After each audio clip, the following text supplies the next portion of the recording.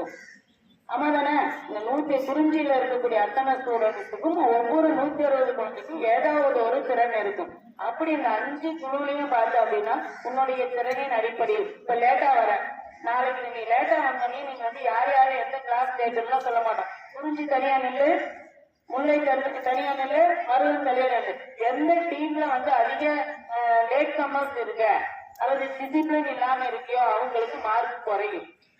எந்த குழுவுல எந்த நம்ம மார்க்ஸும் வரலையோ அவங்களுக்கு மார்க் ஏறும். அப்ப இந்த மாதிரி போடக்கூடிய மார்க்குகள் அதே மாதிரிதான் டீச்சரே கிளாஸ்ல கேட்கிறப்ப நீ எந்த குழு டிசிப்ளின் இல்ல அப்படின்னா அந்த குழுக்கு மார்க் குறையும்.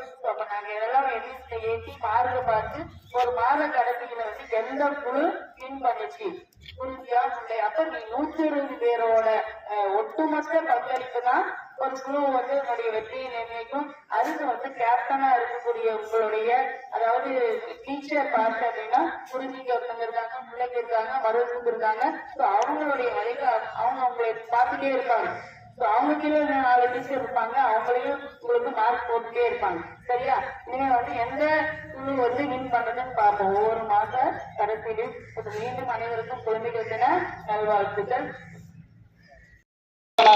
ரோசனி இந்த 2 மாணவிகள் மற்றும் பொறுப்பாசிரியர் முல்லை நிலத்திற்கான கொடியை பெற்றுக் கொள்கின்றனர். அவர்களுக்கு வாழ்த்துக்களை தெரிவித்துக் கொள்கிறோம். அடுத்ததாக மருத நிலத்திற்குரிய பொறுப்பாசிரியை திருமதி செல்வி, மூத்த உடற்கல்வி ஆசிரியை அவர்கள். அடுத்ததாக லோகேஸ்வரி கேப்டன், துணை கேப்டனாக லிபிகாஸ்ரீ அவர்கள் தற்பொழுது பசுமையான மருத நிலத்திற்குரிய கொடியை பெற்றுக் கொண்டார்கள். அடுத்ததாக நெய்த நிலத்திற்குரிய கொடியை பெற்றுக் கொள்ளக்கூடிய பொறுப்பாசிரியை ஓவிய ஆசிரியை திருமதி தமிழ்செல்வி அவர்களும், கேப்டன் யுவலா, துணை கேப்டனாக சுவாடி அவர்களும் நெய்த நிலத்திற்கான கொடியை பெற்றுக் கொள்கிறார்கள். அவர்களுக்கும் வாழ்த்துக்களை தெரிவித்துக் கொள்கிறோம். அடுத்ததாக பாலை நிலத்திற்குரிய கொடியை திருமதி புனிதா ஆசிரியர் அவர்களும், கேப்டனாக நிதிஷா அவர்களும், துணை கேப்டனாக கிருபாஸ்ரீ அவர்களும் இந்த பாலை நிலத்திற்குரிய கொடியை பெற்றுக் கொள்கிறார்கள். அவர்களுக்கு வாழ்த்துக்கள்.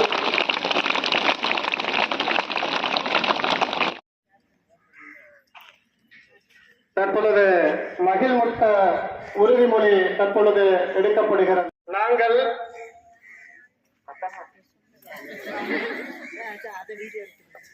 நாங்கள் மாணவ தலைவர்களாக எங்கள் ஹவுஸ் பெருமையை காப்போம் என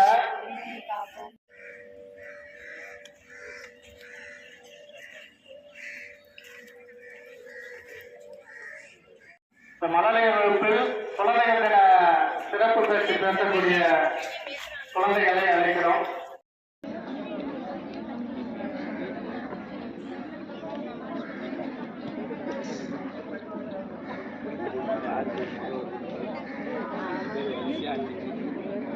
பேச்சாக மருத நிலத்தை சேர்ந்த கதிர்.